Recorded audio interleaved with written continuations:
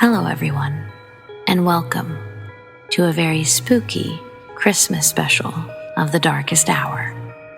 I'm your host, Amanda Jane. Oh, the holiday cheer is here. You can hear it in the holiday music. You can see it in the decorated houses, and the two together just make you feel it, the holiday spirit. So, what are we doing here? This is the darkest hour, and Christmas time isn't exactly known for being spooky. But maybe it should be. I mean, I've got over a dozen stories right here that don't exactly scream holiday spirit. Well, unless we're talking about an actual screaming spirit. Because yeah, that happened. Haunted presents, yeah, we've got those. What about being the only person to remember something, being told something you know existed never did exist by the very people who took you there?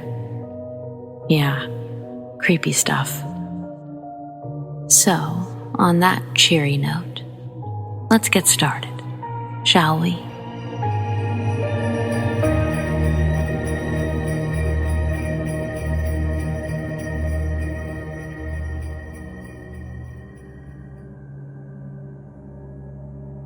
Most people here are probably aware of the story of Ed Gain.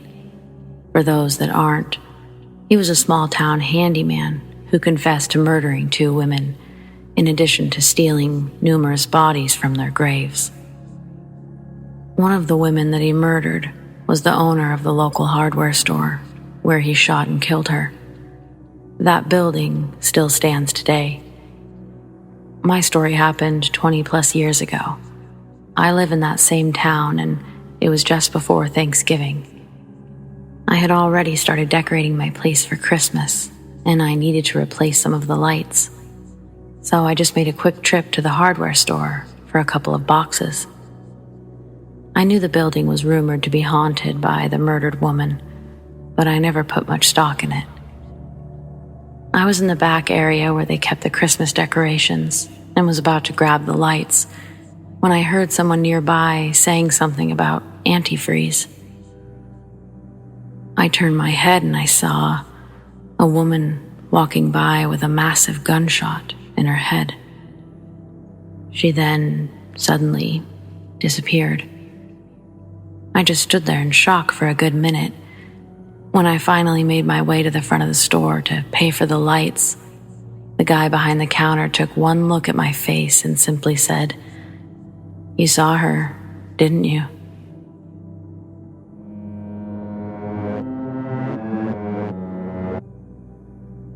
My parents bought their home in the early 50s for $18,000 in California. My dad was extremely proud that it came furnished. What a deal. My dad was all about the bargains. His favorite piece was a wall unit made of dark woods that had a grandfather-type clock built in the center. My dad babied that unit as if it were a family member, cleaning and polishing it regularly, even talking to it. Don't misunderstand, he was brilliant. A microelectronic engineer, a genius really. But fast forward to 1992, 2 days before Christmas, he suddenly dies of a massive heart attack, his second, in the living room. My mom grieves horribly for a very long time. We began talking to her about redecorating, using her inheritance from my dad to make the home her own. She finally agreed, and soon after, the house was filled with workers. I happened to be visiting when I believe my dad voiced his opinion about the changes. A worker was looking to remove the family member unit from the wall. He thought my mom was nearby, so he loudly asked, "Hey, you want this clock unit removed?" He stated he heard a very loud affirmative, "No." So he didn't remove that piece. Later, my mom came through the room and noticed the only item left in the room was that piece. She asked the contractor, whom I'd been chatting with, why this piece was still on the wall. He left to speak with his workers, came back and said, "My guy said that you said no very loudly. Is that correct?" My mom responded, "He didn't ask me. I've been outside in the laundry room and backyard all morning." I truly believe it was my dad. He was angry at the thought that his beloved clock might be replaced or removed. It's a favorite family story to this day.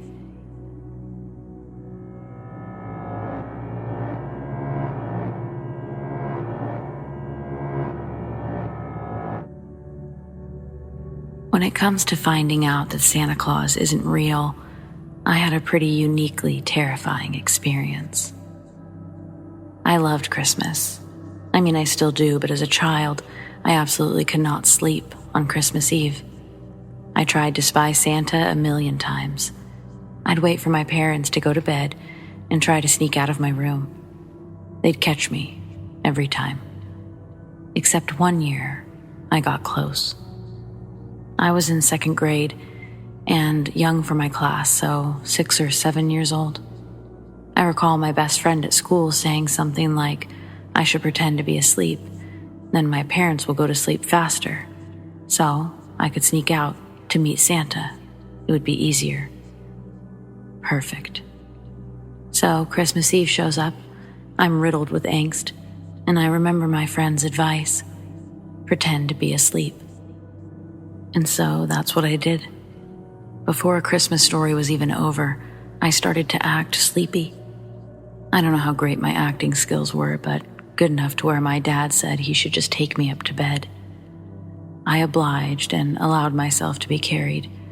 When my dad left the room, I think I waited just a few moments before getting out of bed to sit next to my door. I was listening for all the key indicators that the house was sleeping. What I remember is how long it took. Forever. I actually dozed off. When I woke up, the house noises had subsided. I figured my parents had been in their room for long enough and decided to make my move. Opening my door with such grace, I slid out of the doorway and started my way to the living room. A combo of tiptoeing and sliding until I eventually reached the couch. I dove into the couch, lifted the curtains, and then I sat wrapped in a blanket, peering out the window for Santa. It was snowing, and I could have sworn I heard sleigh bells, but I wasn't seeing anyone. I had a gut-wrenching thought. Maybe he'd already come. I squirmed out of the blankets and curtains, looked at the tree and the stockings. Phew, he hadn't arrived yet. As I maneuvered back under the curtains, I was shocked to see the man himself, Santa. He's walking, though. No sleigh, no reindeer. But I'm not picky. It's Santa. I realize that he's going to pass right by my house, but he's looking all over the place, at all of the houses, in all of the windows. What's he looking for? I think to myself. Then he stops in his tracks and gives another good look around at all the houses before his eyes land on me. He sees me, and I'm ecstatic. I start waving excitedly, trying so hard not to squeal. He waves back and then looks around before he starts walking toward my window.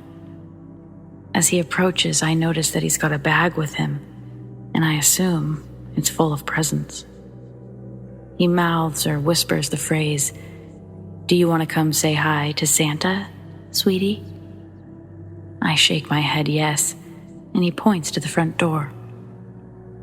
I leave the window to walk over to the door, where there's another long window that reaches the floor. I watch as Santa tries to open the door, but it's locked. I reach for the lock, unlocking the door. He tries again. From the other side of the door, I hear him say, "Okay, sweetie, you've got to unlock the other lock, the one that's on the doorknob." So I try to do what he's telling me, but for some reason I can't quite grip the lock. My little fingers keep slipping. Santa then tells me it's okay, just go to the back door. Brilliant. I scoot over to the back door and I wait for Santa. He rounds the corner and the light from the back deck turns on. Santa is fully illuminated. And I remember thinking, wow, Santa is a lot younger than I thought he was. Skinnier, too. The light seemed to scare Santa. He almost ran away until he saw me standing there. Then he proceeded to hustle toward the door, and he was telling me and motioning that I needed to be quick. He said he had something special for me, but then he had to go. He had leaned down and was reaching for something inside his bag. I unlocked the sliding door, and I pushed my hands against the glass, and I started to push the door by walking my body in the direction I needed it to open. I'll note that even today, this door is hard to open or close if at the wrong angle, but at 6 or 7, nearly impossible. Just as he turned around, I heard the door start to give way, and as soon as it had, the home was filled with the awful sound of alarms. I took my hands away from the door to plug my ears, and I looked at Santa. He looked panicked, and I noticed he was now holding some sort of rope in one hand and the bag in the other. He drops the bag and reaches for the sliding door, and he slides it open, no problem. He then reaches for me, but before I can reach back or move or anything, I'm swept up by my mom, as my dad kicks Santa square in the chest, knocking him back several feet and landing him on his backside. That's all I saw before my mom was rushing me to their bedroom and locking the door. My mom tells me that I didn't even cry at this point, which makes sense. I don't remember crying or even being terribly upset. Not until later. It was when my parents explained that the man who came to our house wasn't Santa. And my dad kept saying things like, "She still thinks he's real. Of course she tried to let the guy in." That's when I started crying. That was all while the police were there.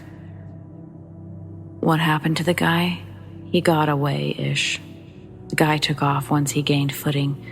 My dad didn't bother chasing him because he'd gotten the guy's wallet. The cops were also on the phone, and the guy left his bag behind. The bag wasn't filled with presents. My dad tells me it was filled with more rope, like the kind the man was holding. There was duct tape, candy, a hammer, lots of plastic bags, and miscellaneous clothes. Yeah, it's horrifying, but luckily, he was picked up just a few minutes after he left our house. Pretty hard not to spot a guy running around town dressed like Santa Claus. In the end, I forgave my parents for ruining the magic that is believing in Santa. Because, they did save my life.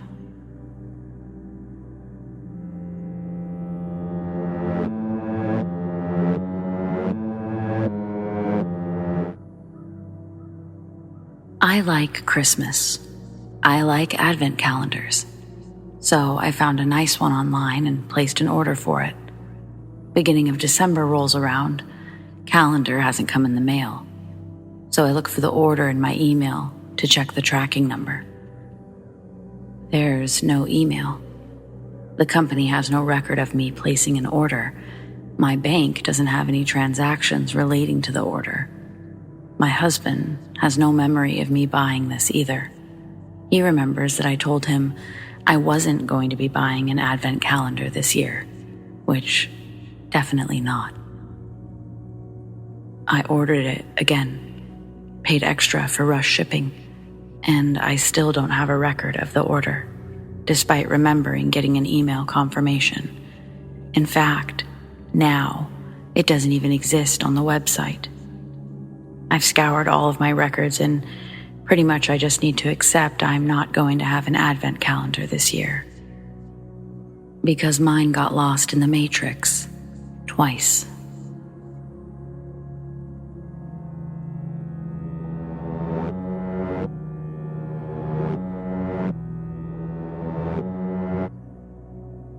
I read through stories here a lot and was reminded of a time when I was a kid and had a scary interaction.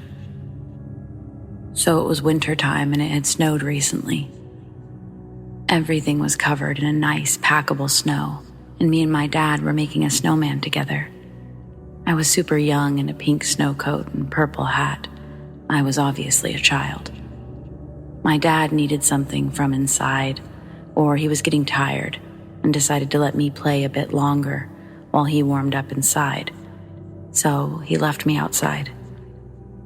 I'm from a super small town where everyone knows everyone, and it's pretty safe normally. And I was in sight of the kitchen window, so my parents felt safe to leave me outside for a bit of time. Apparently, this was more sketchy than anticipated. I remember rolling up snow for a snowman and a van pulling up in front of me. It looked like a white minivan with a lady in the passenger seat. They asked me if I'd seen a puppy and said that their puppy had just ran away. I can't remember what the puppy's name was, but I'm pretty sure it was something generic like Buddy or Bandit. This is where, when I think back on this, my alarm bells start ringing.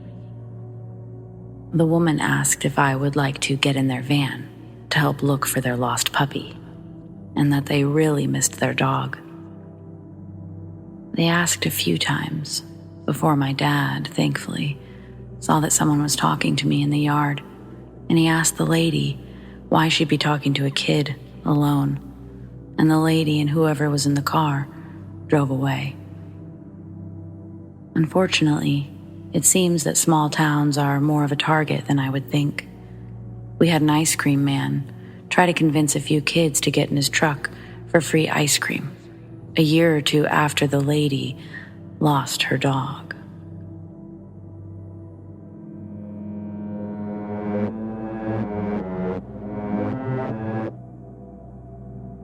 This is my crazy lady living in the attic story. I'm just going to start with how we found her. It was 4 a.m. and I couldn't sleep, so I got up to go to the bathroom, and I saw that the attic door was pulled down and the downstairs light was on. I stayed in my room, and the second I heard the attic door close, I opened the door to find no one there. I checked my brother's room and my parents' room, and everyone was sleeping in their beds. I woke my dad up and told him what was going on. My dad grabbed his pistol, and my mom called the police, while I had to get my brother up. Cops came quickly. They went up into the attic with my dad. They came down with a dirty, old, crazy-looking lady who had chocolate all over her face. We checked the attic and found, stowed behind a bunch of pink wall foam, one of our sleeping bags, a dirty bucket that she would clearly piss and shit in, a small flashlight, a bottle of Febreze, a small kitchen knife, and a bunch of water bottles, soda cans, protein bars. She said she lived up there for a few months. We moved all of our stuff up there in September, so the longest she could have lived here is 3 months. And she said that she got in because someone left our patio door open while we were walking our dogs. We live in a townhouse, and the patio is on the second story. So that means that she Assassin's Creeded into my house. So I don't know if she actually got in through the patio or not.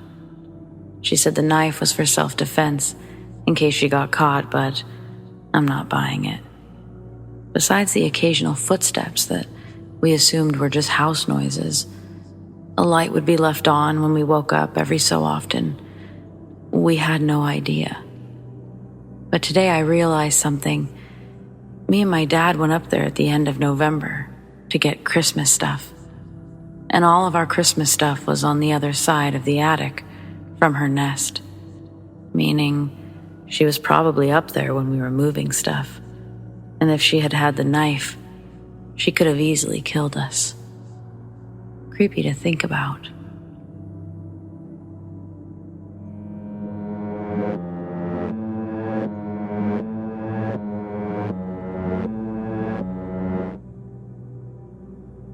I grew up in a very small, rural yet scenic town.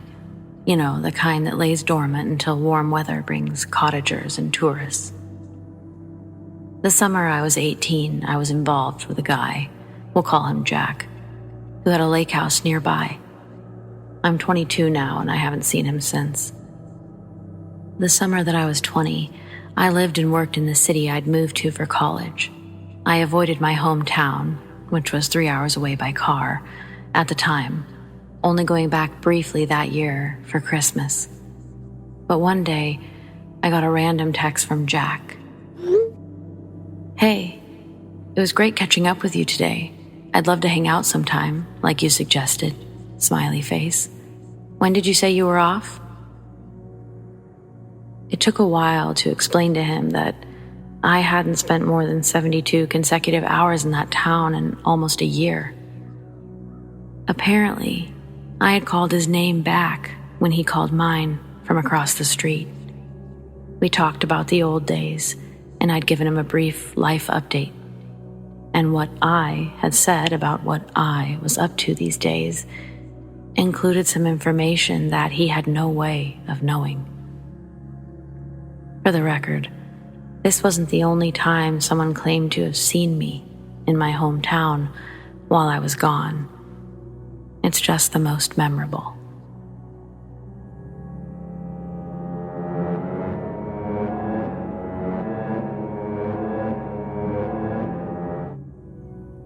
When I was around the age of 5, I received a life-size doll for Christmas. On the box, the doll was called the Whispy Walker doll. It was about the same height as me, with blonde hair and overalls. The strangest part about this gift was that no one could recall who got me this doll, as it was labeled from Santa. Even years later, when I asked my family who got me the doll, no one could remember who. I instantly did not like the doll because it freaked me out. I left the doll in the back of my closet, far away from all of my other toys. Years passed and the doll remained in the back of my closet, untouched. When I was about 7 years old, I began to play hide and seek with my mom in our home.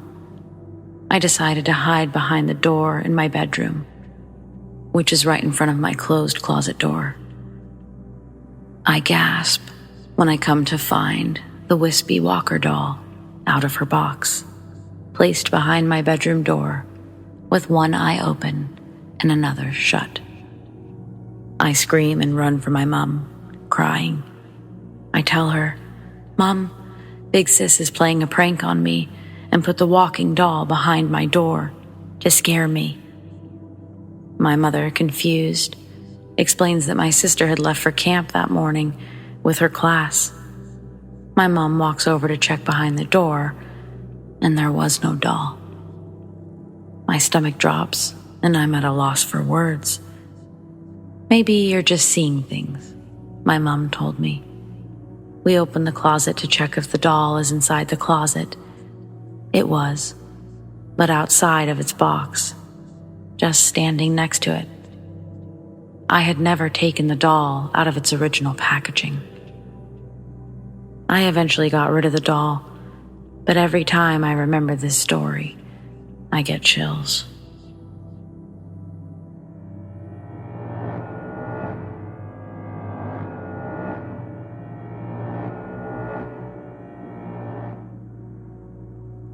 This happened during the cold snap earlier this year, when our city got a significant, for us, dumping of snow, and temperatures plummeted and held at 0 degrees Fahrenheit. My current neighborhood is rough. I hear gunshots on a weekly basis and don't check local incident reports to keep my sanity. So despite loving walks at night, since I'm a woman without a large dog, I never get to go. That was until the night of our blizzard. There was about 8 inches on the ground, and the city was so underprepared they weren't bothering to plow the neighborhoods yet.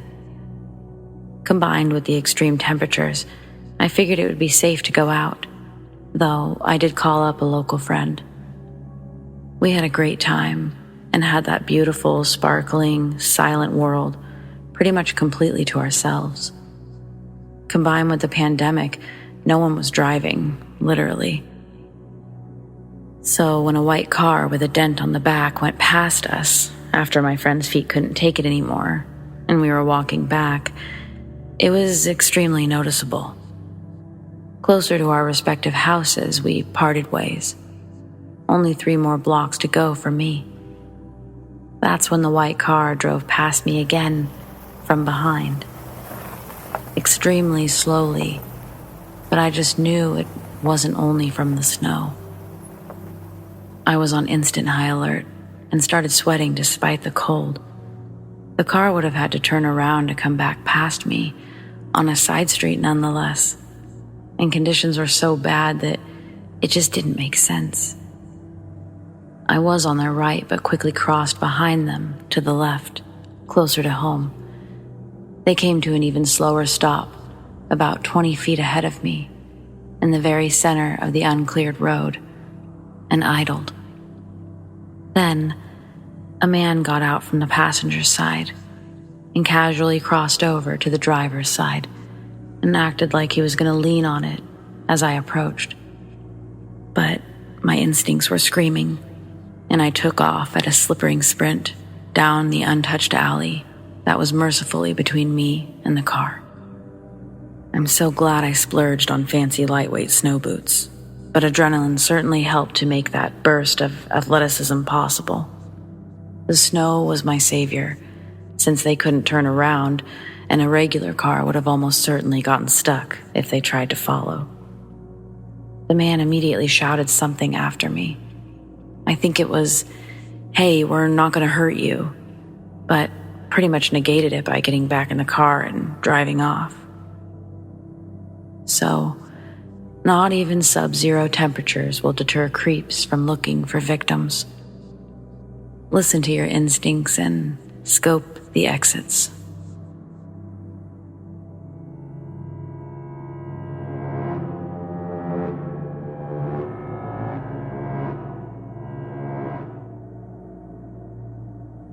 It was already dark in the late afternoon when my brother and I arrived in the small town of Grand Rapids, Minnesota. It was December and bitterly cold. The reason for the visit was to spend Christmas with our grandma. She was well into her 90s, so it was reasonable to assume each holiday would be the last. As it happened, this one was. I'm the youngest of 4 brothers. At the time, I was living in Minneapolis. My parents also lived there, but they were splitting time between Minnesota and Arizona. Currently, they were in Phoenix and hadn't planned to return to Minnesota for the holidays. Knowing our grandma would be alone, I called my brother in Chicago and suggested that he grab me so we could head up north together, where our grandma had been staying at an assisted living center. The trip was uneventful, and we had a pleasant Christmas Eve doing puzzles and chatting with our grandma. As the night came to a close, we headed to our lodgings. My brother had made the accommodations beforehand. We'd be staying at the Rainbow Inn. The motel itself was unremarkable. It wasn't old, and it didn't appear to be foreboding from outside. Our room was clean and furnished with what you'd expect: beds, a desk, some chairs, a television on a cabinet, a small bathroom. I'd call it your standard cookie-cutter roadside motel. The room was fairly small. 2 beds lay side by side, with the door at roughly the foot of one of the beds. This was the bed my brother selected, so mine was a little bit further away from the door, but only perhaps by 7 or 8 feet. The motel was mostly empty, probably due to the holiday and it being the dead of winter. After checking in, we headed down to the bar, which only had a couple of people in it. At the time, I was partial to White Russians, and I had one that evening as a nightcap. We finished our drinks and headed back to the room. We knew we had a long drive the next day. I was tired, got undressed, and flopped into my bed. My brother decided to watch TV. I wasn't interested, so I rolled over and closed my eyes. I don't remember when it started, but I want to say that it was only a few moments after I laid my head down. It was only this. The door handle suddenly began to shake, quite aggressively. I recall thinking this was strange because it didn't sound like someone had mistaken this room for theirs and simply tried to open the door. The handle was being deliberately, violently shaken. I sat up and looked out the door, and then my brother. After a couple of seconds, it stopped. We looked at each other, gave a collective shrug, and lay back down. Soon, the noise started up again. Now, I could understand someone after a few glasses of eggnog getting their room number wrong and trying to enter the door. But this was different. It was forceful. It was clear to me the intention was not to open the door, but instead to let the person inside know that somebody was out there. I thought perhaps it was kids playing a prank. I hadn't seen anyone in the motel, and it was well past 11 p.m., so it seemed odd that any children would be allowed to roam the halls. I got up and walked over to the door. We had heard no voices, no giggles, no closing doors, and no retreating footsteps. I looked out the door's peephole, which gave a decent view of the hallway, but I saw no one. I opened the door and leaned out. Our room was near the center of the hall, so I could see the exits on both ends. I recall there was a hallway that split off perhaps 20 feet down my left. I assumed this is where the pranksters retreated to, as there wouldn't be enough time for them to run the entire hallway and out one of the exits, or to enter a room without us hearing the door to another room close. I looked for some other explanation. Was the door itself somehow causing the sound? Was it loose and perhaps the wind or the pressure of the structure was making it shake?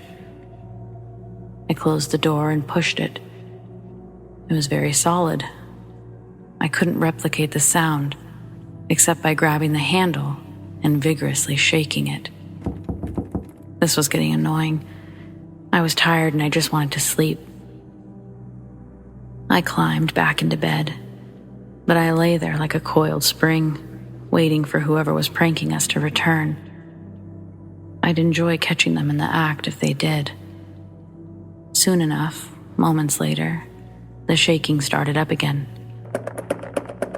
I sprung up and was at the door in an instant. I looked out the peephole again, certain to see some kids running down the hall. But I saw no one. From the time the noise stopped to the time I was at the door was a couple of seconds at most. The only way I couldn't have seen or heard someone was if they were smart enough to crouch down, knowing that I couldn't see anything directly under the peephole. I opened the door. No one was there. No one had been there. My brother and I are both skeptics. We were certain there was a reasonable explanation for this, but truth be told, I was beginning to get a little spooked. I had never experienced anything like this. It seemed to defy logic. Once again, I crawled into bed, but I was so unnerved, sleep seemed out of the question. I was upset I hadn't caught the pranksters, but was also dimly aware that there were none to be caught. Something was making this happen. Something unseen. Someone with a purpose. It scared me. I recall making a conscious decision to will the noise to stop. I closed my eyes tightly and focused on the thought. I don't want this to happen anymore. Enough. You've made your point. Whatever it might have been. Stop. Now. And it did. The door rattler didn't return. After a while, I relaxed a little. My brother shut off the TV and turned out the lights. The silence of the room was complete. However, as the night wore on, I found myself woken up by other noises. I could hear the door chain moving. I could hear other unidentifiable sounds at the door. I didn't hear the door handle again, but all through the night, I was subjected to the repeated sounds of the door being fiddled with in some manner. A pattern emerged. I'd hear a sound, become terrified, it would stop, and I'd drift off to sleep again. In the morning, my brother and I discussed what might have happened. All he would say was that we had visitors, and in the bright light of day, it all seemed a bit silly. What it might have been seemed not very important. I just wanted to go home. We checked out of the motel and got on the road. Several hours later, we approached Minneapolis, the skyline looming in the distance. Not long after that, my brother dropped me off at my apartment, and he carried on to Chicago. As I shifted back into my life, I placed the incident behind me, and aside from telling a few close friends, I simply moved on. A few months passed, and I went to visit my oldest brother, who was living in Arizona. Years before, he'd lived in Grand Rapids and knew the Rainbow Inn, although he'd never stayed there. I told him the story. All the while, he smiled at me as I related the story. It was a knowing smile that I at first mistook for disbelief. When I was done, he told me that our other brother, the one that I'd been with at the motel, had recently visited and related the same story to him. I did not know this. He said that our stories were essentially identical.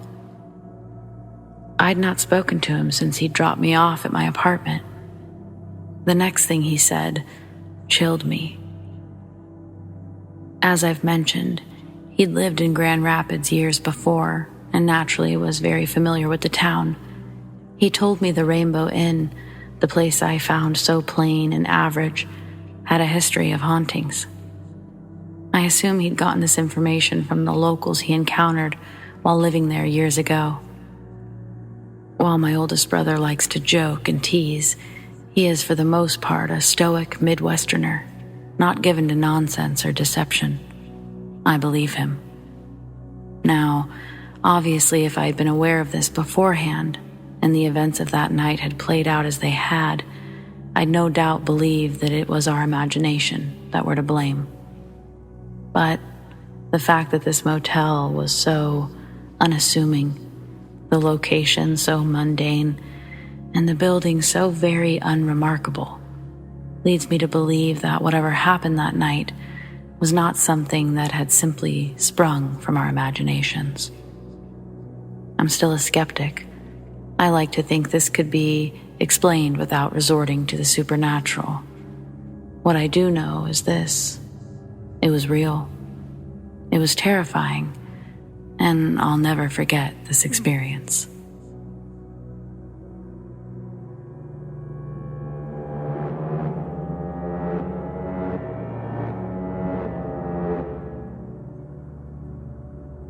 My husband, our children, and I have lived in the same home for almost 4 years now. The home was originally built in 1906. At the time this story takes place, we were remodeling our kitchen and bathroom.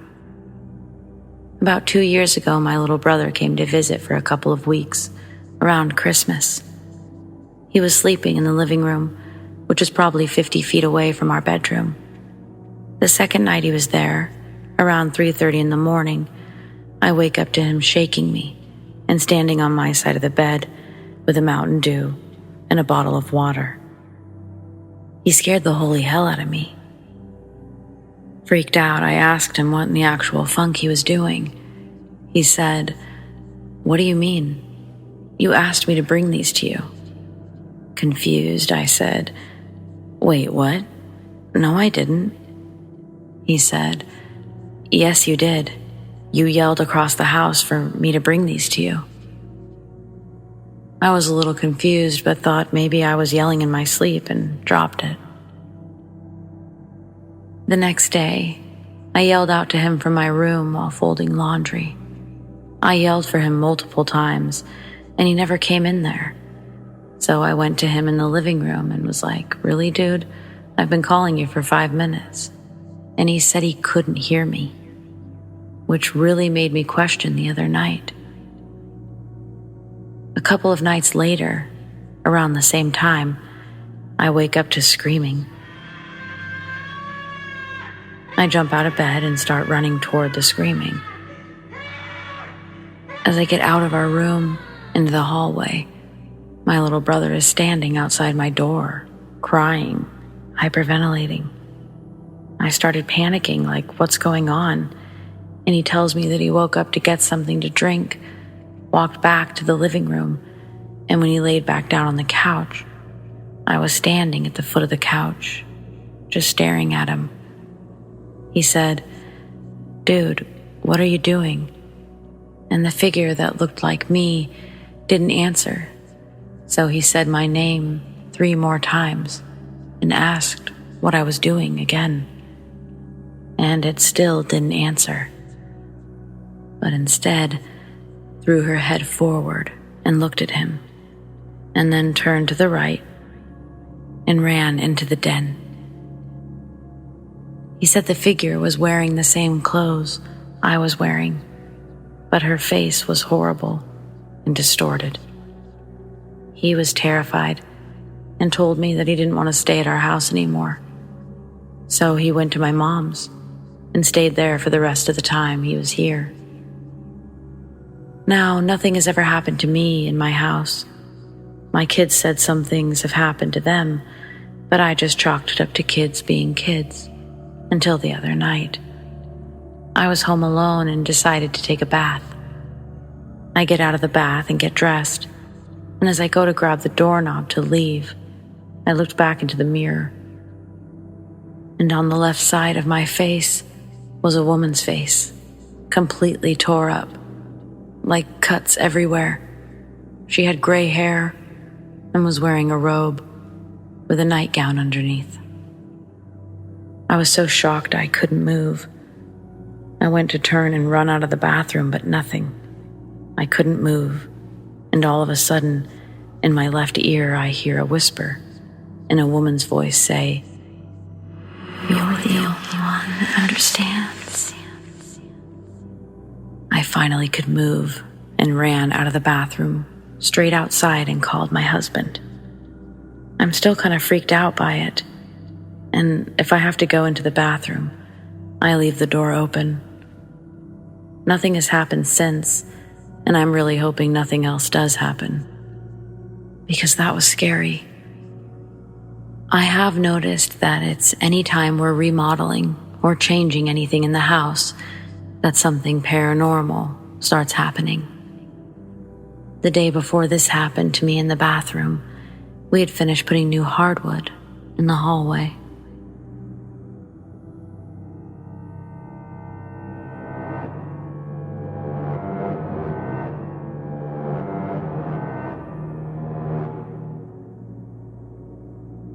I visited a Costco that doesn't exist. 3 years ago, a few days after Christmas, I was hanging out at my parents' house watching National Lampoon's Christmas Vacation, as one does, and my mom turned to me and said, "Hey, we're going to Costco to exchange this pots and pans set that someone gave us. This one's broken." So I was like, "Oh, cool, I've never been to a Costco before." So we all got in the car and drove about 10 minutes away to a town I've been to a million times. This town is literally down the road from my hometown, and I'd been delivering pizzas in the area for years, so I knew it like the back of my hand. We turned down a road near my doctor's office, and I remember thinking to myself, I've been here a million times and I've never seen a Costco here. But I just figured I hadn't driven down that specific road in a while, and I didn't notice or forgot. So we go in and exchange the stuff and go home. Totally normal. nothing out of the ordinary. The next day, we all went to my aunt's house for a Christmas visit, and for whatever reason at dinner, I was talking about how convenient Costco was, and that they had such cool stuff and whatever. To this day, when I drive past that road that we took, I always think to myself, I gotta remember to get a Costco membership. They had cool stuff there. But being a procrastinator, I never gotten around to it. Fast forward to 4 hours ago. I'm sitting at dinner with my parents, my brother Ian, and his fiancée Jenna. My brother is talking about the apartment he and Jenna are about to move into. Approximately 30 miles away, so nowhere near our hometown, and this is important later. And my brother says, and the best part is that there's a Costco down the road, so we can get all of our groceries in bulk. And I say, oh, cool. I've been thinking about getting a Costco membership for the same reason. My mom gives me a funny look and says, why bother? You'd have to drive all the way to Ian's apartment and back for groceries. Confused, I said, why? I would just go to the one in XYZ town. That's like 10 minutes away. Everyone looked at me funny and said, there's no Costco in that town. The closest one to us is the one that Ian's talking about. So I remind them all of the time, after Christmas, that we went to exchange pots and pans. My mom tells me that A, she's never had pots and pans from Costco. B, there is no Costco in the town I was talking about. And C, that she doesn't even remember us doing anything of the sort that year. I then think back to my aunt's house, where I was talking to everyone about Costco and how I wanted to get a membership, and no one had thought anything weird about it. I said, guys, it's literally on the road that Dr. Whatever's office is on, down the road from there and to the left. And my dad said, that's an abandoned strip mall back there. There hasn't been a store there since we moved up here in '96. I was so sure of myself that I said, are you guys ready to be more wrong than you've ever been in your entire lives? And I pulled out my phone. I Googled Costco near me. And sure enough, guess what I found? The closest one is the one that Ian was talking about. Then I Googled Costco in XYZ town, and no results. We debated about this back and forth for a while. My mom said, maybe we went to Sam's Club or a BJ's that day. Those used to be around there. But I know where they both were or are in town, and I'm absolutely certain it wasn't either of those. I have absolutely no idea what that's all about, and I'm 100% certain I didn't dream it. My dreams are never realistic, are usually nightmares, and are very fleeting due to my medication, so I never really remember them. If anything, I'm just upset now that there's no Costco by my house and that I can't shop there.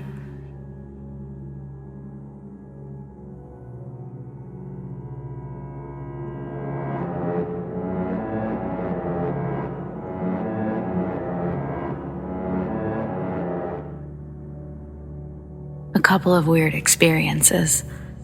The first happened a few months ago. I couldn't find my house keys one evening, despite them always hanging on the hanger next to the front door. My husband, daughter, and I turned the house upside down looking for them, but nothing. My husband left me his door key and he went off to work the next morning. My daughter went to school and I went to work, arriving home about lunchtime. I let myself in the door and then went to hang my husband's key on the hook next to the door, as is my habit. I literally jumped. My keys were on the hanger. The second only happened this past weekend. My daughter, whose bedroom is in the attic, went to stay at her dad's house on Sunday, about 3 p.m. She went from there to school on Monday, then got home to my house at about 4:30 p.m. on Monday. She went straight to her room to get changed, but came flying back down the stairs with a face like thunder. "You've been in my bedroom," she yelled. I told her calmly that I hadn't. I mentioned her having the attic bedroom, as the steps are steep and I have arthritic knees, so I don't venture up there. She believed me when I told her that I hadn't.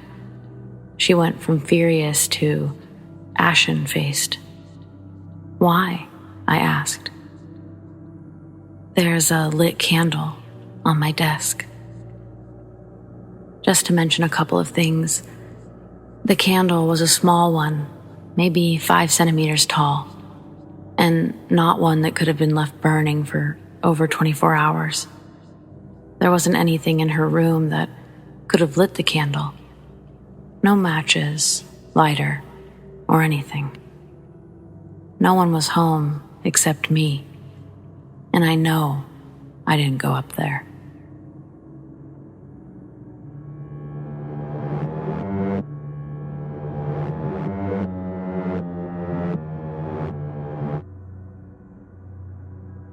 Back in 1996, I got a tent house for Christmas.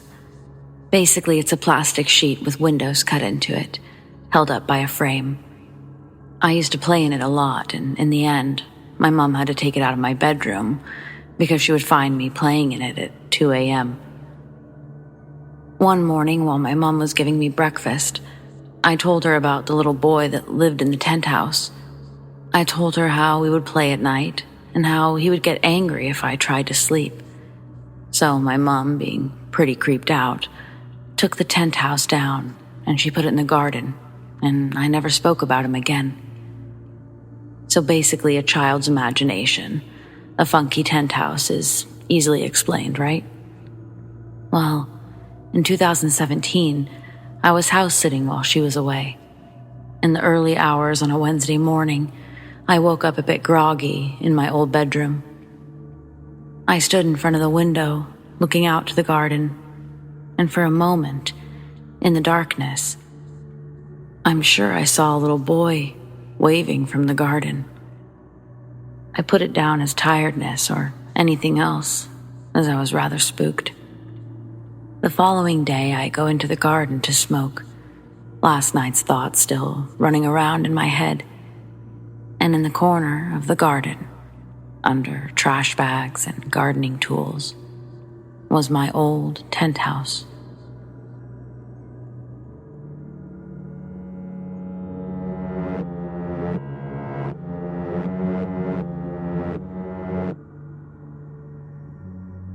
My grandma died of emphysema when I was 3. The only memory I have of her is visiting her in the hospital and seeing her hooked up to a breathing tube. When she spoke to tell me that she loved me, the sound terrified me, and I ran to my mother and cried.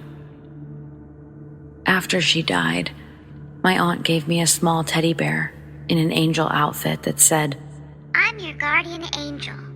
I'm your special friend," when you squeezed it. Even though it sounds creepy, I always thought it was cute. Anyway, years later, when I was a teenager, I had a dream about her, which had never really happened before since I didn't really know her. I woke up to get ready for school, and as I was walking to my closet, I kept thinking about the dream. The left side of the closet had my clothes hanging, and the right side was filled with old boxes of stuff like holiday decorations and other random stuff. As soon as I open the door to the closet, I hear, "I'm your guardian angel. I'm your special friend." I froze. I didn't even know the bear was in the boxes. I'd honestly forgotten about it. No one had touched those boxes for months. I would have expected the batteries to be dead because at that point, it was like a 10-year-old bear.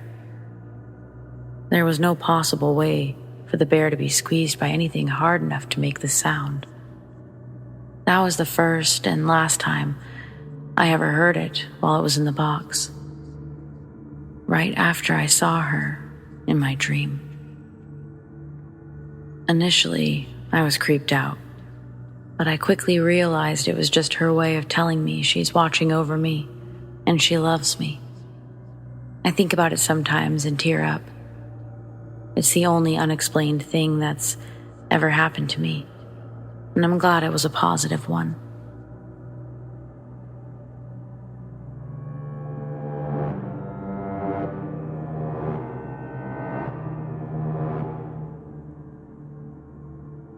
When I was younger, every year for Christmas, I would drive upstate to my aunt's house, along a stretch of highway.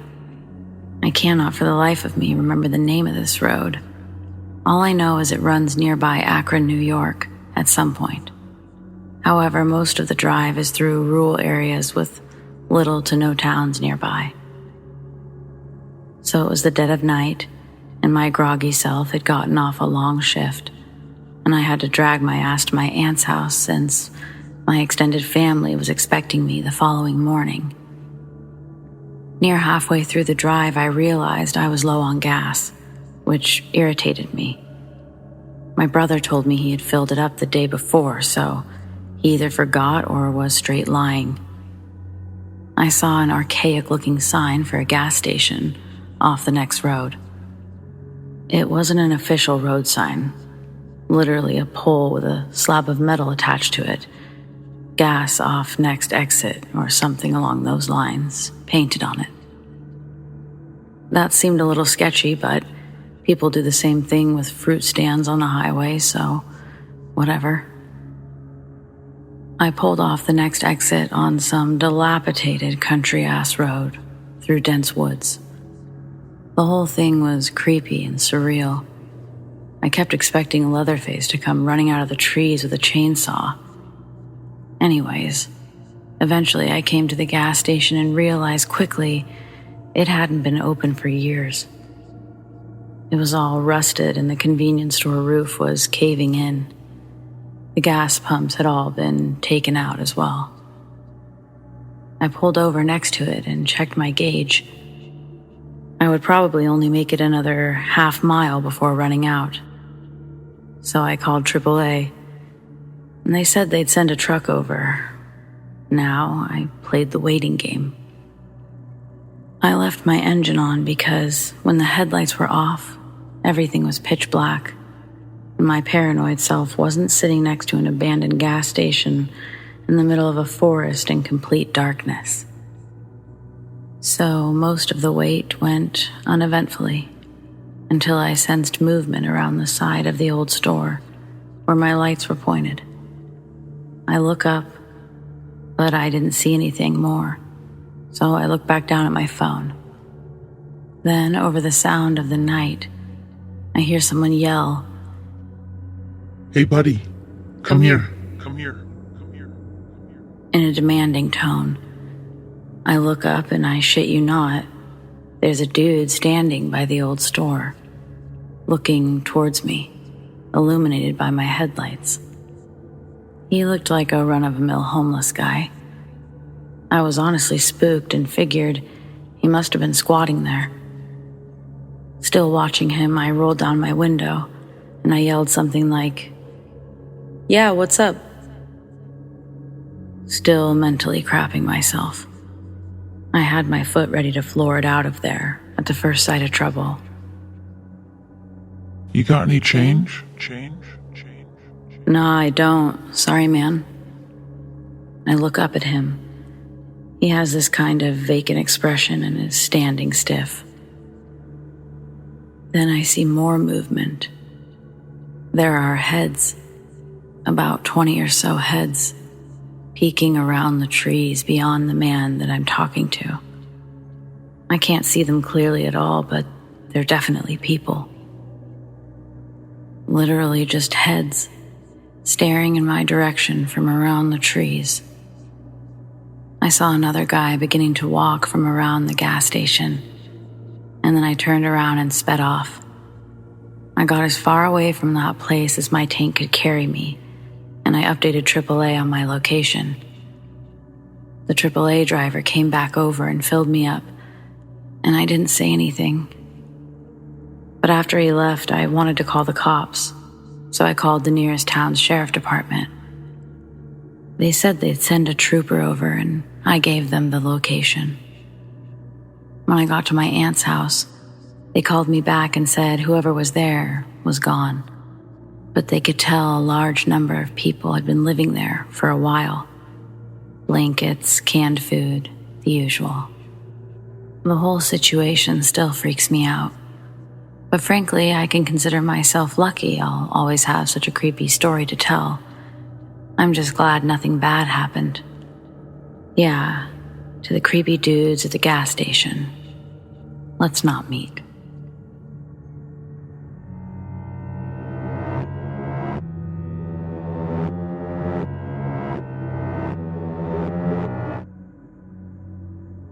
Someone came to say Merry Christmas from the other side. So this is one of many stories I have.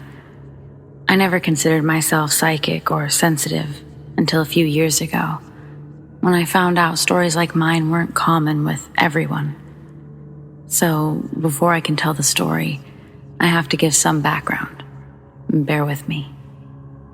My brother and I have different dads. Unfortunately, his dad passed away a year prior to when this story is set. My mom and his dad did not do well together. He wasn't a bad guy, just troubled and really didn't know how to be a good partner. My mom said that after they separated and she met my dad and got pregnant with me, my brother's dad said, "You finally got the girl you always wanted." This was something she had told him when they were together, that she always wanted a daughter, but obviously they didn't stay together to have another kid. When I was little, he was always really sweet to me, not in a creepy way, just always interested in asking how I am. My mom said that she felt like he always felt drawn to me, maybe because he regretted the end of his relationship with her, and I in some way made him think of what could have been. Who knows? Okay, so moving on to the story. A few weeks after my brother's dad died, I had a dream that I was in the hallway with him. He told me that he was okay, and he wanted to show me something. He grabbed a door handle, opened the door, and the brightest light came through. But then I woke up. I so wish I could remember what he showed me, or if he showed me anything at all. Okay, now fast forward in time. It was Christmas Eve 2009, a year later. I was upstairs in my bedroom and I heard music playing. We had a room next to mine with all kinds of toys because I had a lot of nieces and nephews that would come over. I assumed the music was coming from there, so I walked into the room to check. It was not coming from that room, and I realized it was coming from the bathroom. The bathroom? Odd, I thought. I went in there and realized the music was from a 3-tiered box, each tier with a drawer where my mom kept jewelry and other keepsakes. As soon as I touched the box, the music abruptly stopped. I was 21 at this time, and in all the years of living with my parents, I'd never heard music come from this box, and she'd had it my entire life. I go downstairs and tell my mom the weirdest thing just happened, and I tell her the story. Her face goes completely white. She looks totally freaked out and her eyes well up with tears. She then tells me that is a jewelry box that her ex-husband, my brother's dad, who died, he gave it to her on their wedding day. She said it hasn't played music in 35 years because it broke. We even went upstairs to try to recreate the music and get it to work with no luck. I just smiled and shrugged and said, "Well, I guess he's saying Merry Christmas." I don't know why he chooses me to go through for these messages. We were not close. But I do think part of it is that he knows I won't brush things off as my brain or something weird. I feel they are from him, and he knows I'll share the message. My brother pretty much hasn't been very receptive to the messages, and I don't want to make him uncomfortable or upset him. Sorry this is so long, but I wanted to share as it's special to me.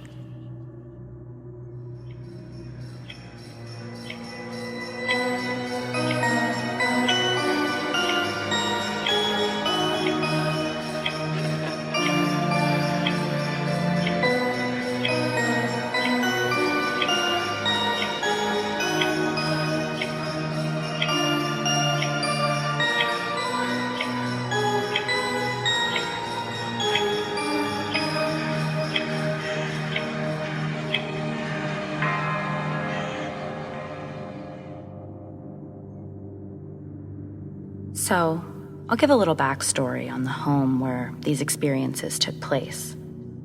The house had some seriously abnormal energy. And what I mean by that is you always felt that overarching sense of worry, a pit in your stomach kind of worry. Almost like what guilt feels like, except you know that you've done nothing wrong, so why do you have this feeling eating at you? I didn't always identify it that way, but I started paying attention to how I would physically feel when I would leave my house. It was much better, like my stomach finally settled and my angst diminished.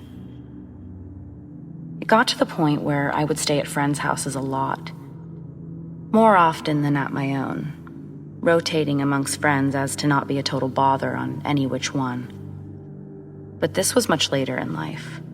I'll start with the earliest experiences that I have. The ones where that overarching feeling was warranted with something tangible, like a vision or a sound. There are 2 apparitions I saw in the house that I remember most clearly, and one of them I saw frequently. But my first experience, I was little, maybe 7 or so, and this apparition only appeared to me this one time. I remember waking up in the middle of the night, likely to go to the bathroom, because I'd walked past our living room, where I saw a figure, just standing in the middle of the room, staring back at me. Its eyes were glowing. I recall trying to figure out which family member was awake and why their eyes were doing that. But then, the undeniable reality set in that this was not somebody that I knew. They were around the same height as me, so that ruled out my parents and my little sister who was just out of diapers. I remember the glowing eyes most, and thinking that its ears were too far apart and too big. It was standing, but it seemed a bit crooked, kind of hunched over to one side. It had sort of a meddlesome expression, tilting its head back and forth curiously. This was near Christmas, so I remember being able to brush it off as one of Santa's elves or something, and I felt kind of excited. We both stared at each other for a few more minutes, and I remember that excitement changed. I don't know what happened, but for the first time, I was struck with unease. A worrisome pit filled my stomach, and I scampered back to bed. To fall asleep and to move on in life, as a kid, I told myself that it was an elf, and the feeling that I'd gotten was because I wasn't supposed to see the elf. As I got older and thought back to this event, I felt rather unnerved. I still do, honestly. The second apparition, well, it was different. I was older, but it still especially scared me. Maybe because it was reoccurring. When I was about 10, I got my own room after sharing a room with my sister for a few years. My new room sat at the end of a very long hallway, with several closet doors on either side. There was a bathroom at the opposite end of this long hallway, and the way that it was positioned, in accordance to my room, was that if both doors were open, you could see the bathtub from my bedroom door, and vice versa. The first time I saw it, I was in my room, and at first I thought it was a reflection or a shadow. Then I realized that it was much darker than the shadows it was within. It was a figure, sitting upright and very still in the bathtub. I assumed its back was to me because I could see no features. It was either bald or had long black hair covering its skin. a slim, dark figure. A human-like frame, with what looked like shoulders on either side of its head. Even though I dismissed it that night, I would see it many more nights. Not only from my room, but sometimes even from the hallway, or in my periffs when passing the bathroom itself. I saw it so often that I started to dismiss it as something that my mind was creating, a trick of the light, or a lack of light. But I do remember thinking, how could I see something so many times but not really know what it looks like? At the time, I never did share these experiences with anyone inside my home or outside. I figured talking about it inside the house would make it worse if it was something bad. And talking about it outside the home, well, what if it started making my outside life like my inside life? I couldn't have that be the case. Years later, the bathroom was renovated, and once it was finished, not only was the bathtub no longer visible from my room, but I also never saw the figure again. Years later, my sister and I were reminiscing about our childhood home, years after we'd moved out. Mostly happy memories came about, but then we couldn't help but talk about the feeling of the house. And then she stopped me a moment, asking me, "Did you ever see a person sitting in that old bathtub?" As she described what she saw, I couldn't believe we'd seen the same thing all those years. So the figure in the tub was not a figment of my imagination. But what was it then?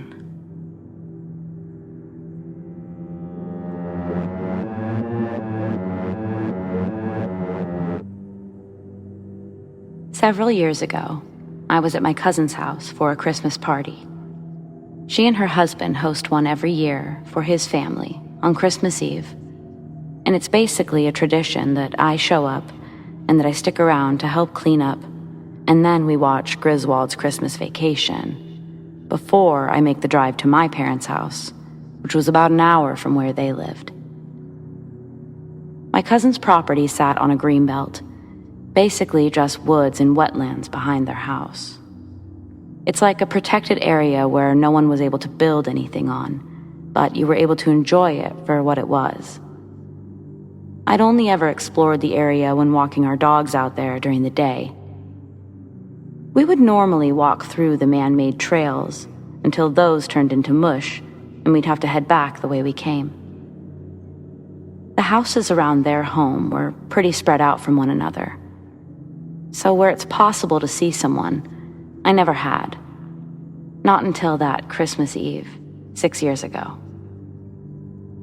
We'd finished cleaning, watching the movie, and I knew I had to leave soon if I didn't want to physically fall asleep while driving to my parents'. Before doing so, I knew I also needed to take my dog out. I asked my cousin's husband to go with me, but he was half asleep on the couch, just telling me to stick to the backyard area and I'd be fine. My cousin sort of rolled her eyes at this, and she told me to hang on, that she'd grab their dog and we'd all go out together. Almost immediately after opening the door, my dog ran off into the darkness. I called after him, as did my cousin, but within moments her dog was chasing after mine, headed for the woods. My cousin grabs a flashlight off the back deck, and we take off after the dogs. We reach the green belt, and we notice that our dogs were just standing there, waiting for us. We continued into the woods, and though it was dark, nothing seemed off upon entering. As we were getting closer to the area that turns to mush, my cousin and I stopped, and we were talking about her husband, joking that he would feel really bad if we got murdered out here. We joked like this because there was no reason to be afraid of the area, so it seemed appropriately funny. But then, we noticed our dogs. They both froze at the same time. They were just ahead of us now, but they were stopped dead in their tracks, ears and tails pointed. Sometimes they did this, usually when some sort of critter had caught their attention. But this time was different. Their pointed tails began to soften, and now they stood there with their tail between their legs, whining. My dog was whining, but he was also shaking. Both of the dogs were shaking, but why? My cousin's dog began to let out a low growl, and just before she called out to her, I grabbed my cousin's arm. I'd heard something. We stood there, not saying a word to one another, just staring, with the flashlight dimmed and facing our feet. We were sure that we were hearing what our dogs were hearing. People in the woods. My cousin switched the light off entirely, but we could still see a glow.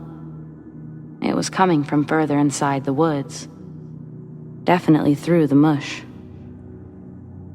What we were hearing, it seemed like animal squeals, but the predominant sound was voices. They were close, but it didn't seem like they were speaking English, as we couldn't make out what they were saying. As we edged closer to the mush where our dogs were, we each grabbed onto them and stood a moment longer, chanting in unison. Even though what they were chanting was incomprehensible, it made the hairs on all of our bodies stand up straight. And it only got louder. Before we noticed the figures accompanying these voices were getting closer to us, our dogs did. They were now both growling and taking a protective stance. We couldn't see any faces, just shadows, a large group of them, possibly wearing all black, or it was just too dark to see them. But there were these balls that looked like fire, or bright lights that were pulsating like fire. That's when we collectively decided to get the heck out of there. Assuming whoever these people chanting were had already noticed our presence, we didn't bother exiting quietly. So we yanked on our dogs' collars and called, or yelled rather, for them to follow us as we ran. As we rushed into the house, we made a shit ton of noise, and there was my cousin's husband, being awoken from his slumber on the couch by my cousin yelling that we almost got murdered out there. I was standing there just trying to catch my breath. The dogs both stood at the back door, growling out the window. My cousin was explaining what happened out there, and I just looked out the window with the dogs. I turned off the porch light and just watched. You could see a faint glow, even now. Something maybe we'd initially dismissed as lights on a home in the distance. What is the glowing? Torches? I asked out loud, specifically to my cousin's husband. This actually got him off the couch, where he came to see what I was referring to. After a while, he told me that it was probably somebody having a fire in their backyard. At 2 a.m, I argued. He replied saying that he'd seen and heard of weirder things. Instead of trying to convince him that something was seriously off about those lights, I started to pack my goods to hit the road. I'd never been so eager to leave my cousin's house. Just a few minutes into this task, and I hear, "What the f-?" My cousin rushes to the window where her husband is standing to see what he's seeing. I walk into the room and I can see through the window. Now lining a portion of the green belt are 6, 7, 8 torches. Open flames. They appear to be being held by someone because they're not touching the ground. My cousin's husband runs off. I can only assume to grab a gun or something. But my cousin doesn't move. She gestures for me to come closer to look. Do you see any faces? Like, do you think they're wearing masks or something? I honestly didn't know. I couldn't see very well at all, but I wasn't sure it mattered what they were wearing. Isn't this trespassing? I asked it out loud even though I thought I knew the answer, and I suggested that we call the cops. We don't need the cops. These people just need to get the fuck off our property. My cousin's husband made his way to the back door. He had a shotgun in his hand. As he opened the back door, the torches or lights extinguished simultaneously. Now it's nothing but pitch black. I hear my cousin's husband let out a frustrated type of grunt as he makes his way back inside to grab something else. He appears again with several lights in his hands. I have no idea what he's about to do, but I need to get on the road. I'm telling my cousin that I'm going to continue packing as I need to hit the road. She tells me she understands, and just then, I see the entire backyard light up, all the way toward and into the greenbelt. Her husband had 5 different heavy-duty floodlights illuminating the entire area. If anyone was there, we'd spot them. But we saw no one. As I headed to my car, both of them walked me out, and I suggested one last time that they call the cops. Part of me felt bad leaving them, but what was I going to do that the cops wouldn't be able to do? It was a strange Christmas. I rang it in by interrupting something really unsettling in the woods, and then driving alone that night. I kept wishing I'd thought to record it, if for no other reason than to see if I could figure out what they were all saying. Either way, I practically kissed the sidewalk when I got to my parents' house. Something about sleeping in my old bed felt extra safe that night. My cousin and her husband continued to live in this house for a couple of years. Not without issue, though. They kept finding dead animals on their property. Usually a bird, sometimes a rabbit. Always in the same area. Always at the edge of their property, on the greenbelt. Towards the end of them living there, several neighbors had complained about the same activity in the woods. Loud chanting, but no one was sure of the source. People thought they saw fires. But even when the police were called out to the area, they never actually found anyone out there. This made my cousin and my husband uneasy, knowing that it wasn't one of their neighbors or their kids messing around, and that the police were clueless. They decided to put the house up for sale, and it sold quickly. They were surprised, but I was surprised it took them so long to make that choice. That experience ruined our Christmas tradition for a good 2 years because I refused to go back there. It's like what we saw, what I felt out there, it was far from normal.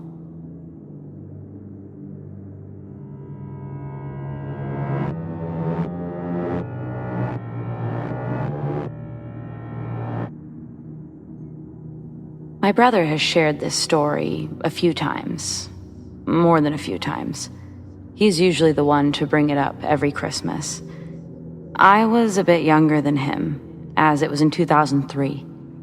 He was 16 at the time, but I was 11. It always made me feel a bit unsettled, and the rest of my family, too. Whenever he would bring it up, my mom would give him that look, and my grandparents, well, they would tell him to stop talking about the weird stuff. But it was weird, and it should have been talked about. Or at least, I understood why my brother would want to talk about it. So here it is. Christmas Day, 2003. It's myself, my brother, my mom, my dad, and my grandparents. We'd finished dinner, but we were still at the table. The adults playing cribbage at one end, while my brother and I had started a speed tournament at the other end of the table. In my brother's version of the story, nothing weird happens yet.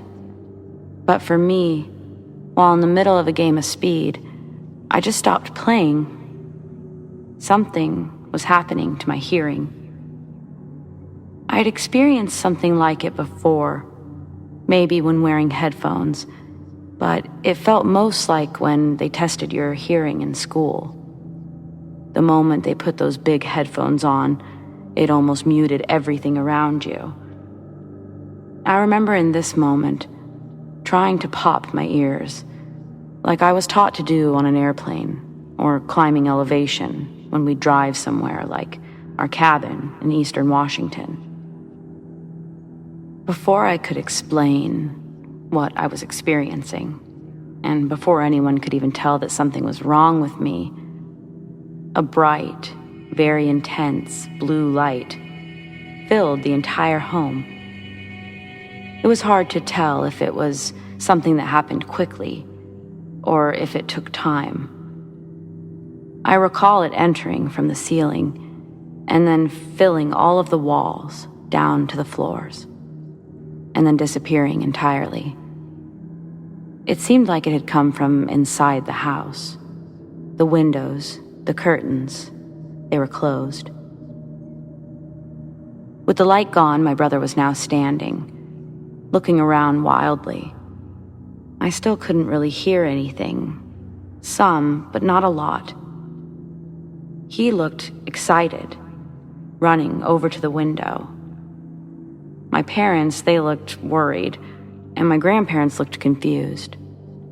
My brother was opening the curtains, turning back and saying something to everyone. I finally spoke out, said that I couldn't hear anything. But I could hear the voice in my head. My mom looked at me, grabbed my head and sort of moved it side to side, as though she was looking for an injury. Being closer to her, I could almost make out sound. I could tell she was saying, "Try to pop your ears." I had tried this. It wasn't working. I just looked at my dad now, who seemed to be asking my brother to come back to the table, gesturing to close the curtains. I looked and it was dark out there. But didn't anyone else see that it seemed to come from above us and not from outside? My brother was walking back to the table when he froze. We all froze. The brightest white light filled the room. It was so bright that my eyes actually felt like maybe they were burning. It looked like I was inside of the sun or a light bulb itself. I couldn't see my family. I couldn't see anything directly in front of me or to the side. And then I could. Everything was back to normal. The lighting. We were all sort of looking around. Being 11 at the time, I don't know how long we all talked about it that night, but we certainly didn't have any answers or resolution by the time we moved on to dessert. My brother especially couldn't let it go. He was sure that my dad or grandpa had some sort of theories. While talking about it, my mom said that she'd seen what I'd seen. A light from the ceiling make its way down. My dad didn't think anything of it, and my grandparents assumed it was coming from outside. Could have been Christmas lights, my grandpa actually said. My brother said that we were all wrong, that it was coming through all of the walls, through the ceiling, through us. He said he saw the light fixate on the area of the garage where my dad keeps his guns. Not the ones that he uses, but the ones that he collects. He told my dad that he didn't believe him. He thought that he'd seen it stop and scan there too. I remember that being the end of it for that year, though. My dad basically shutting my brother down, saying that he had a wild imagination and that it was just a couple of flashes of light.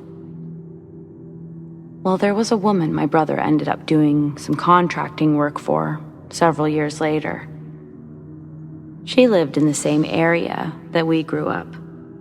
And when I say that my brother didn't let go of this, I mean it. So him being him somehow got to talking to this woman about our Christmas in 2003. Not only did she know what my brother was talking about, but told him that while all she saw were 2 flashes of light, her daughter had come running in from outside, saying that she'd seen a bright blue light, almost like a laser, just scanning the whole property, the whole house. She said it spent a lot of time scanning their house, that it didn't appear to be coming from anything except for the dark sky itself. As soon as it stopped, she ran for the door, and then there was a long, bright, white flash. Basically, I don't discount what my brother says. I also don't discount what anyone else says, because somehow, some way, my whole family all experienced something at the same time, but it was different for all of us. And based on what my brother has discovered through pure persistence, it's not just his imagination that is wild, it's the whole situation.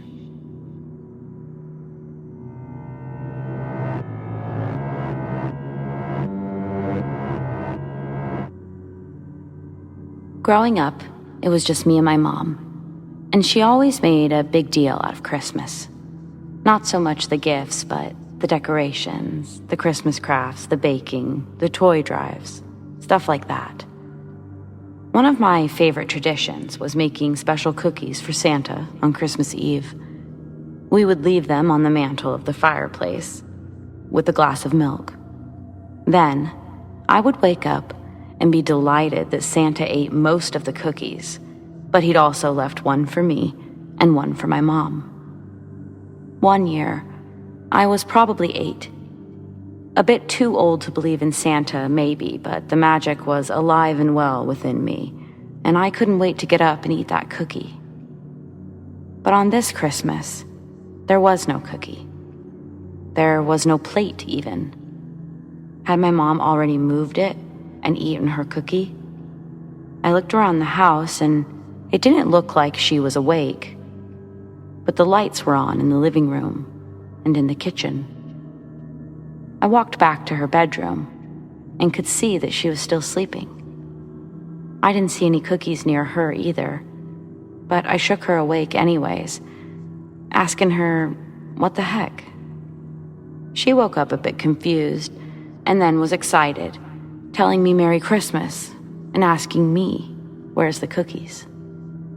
Now I looked confused. I looked back out in the living room. I told her plain and simple. Santa took our cookies, and he took our plate too. He even took the cup. My mom didn't look confused any longer.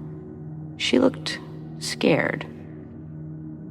At the time, I wasn't sure if she was angry or scared, but I knew it wasn't good.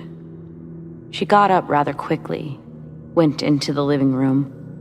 Then I saw her checking all the windows, all the doors, to see if they were locked. She did this in all of the rooms, and at the time I really didn't understand why. Eventually, she seemed to calm down and told me that she wasn't sure why Santa would have done that. Otherwise, it was a really normal Christmas.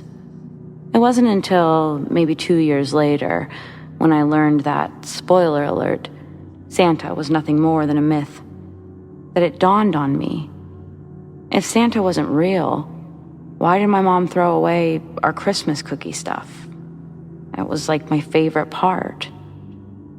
Well, when I asked her, she told me that she didn't throw anything away.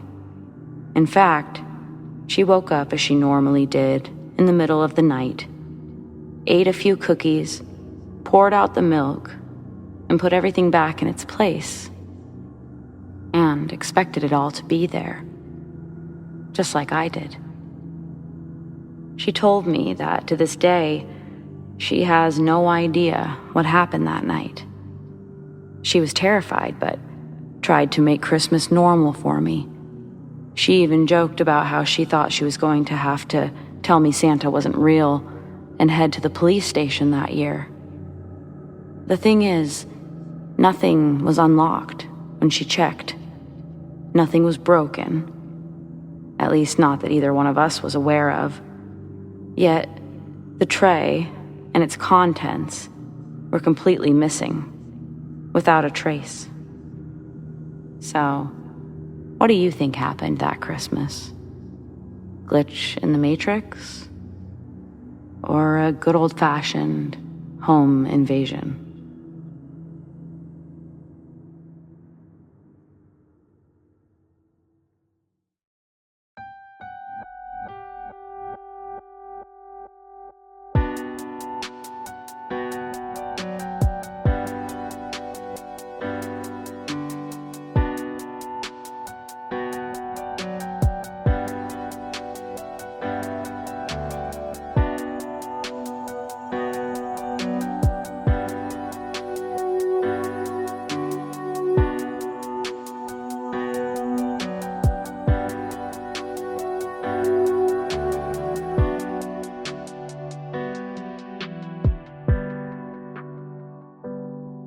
Friends, we have indeed reached the end of a very spooky Christmas special.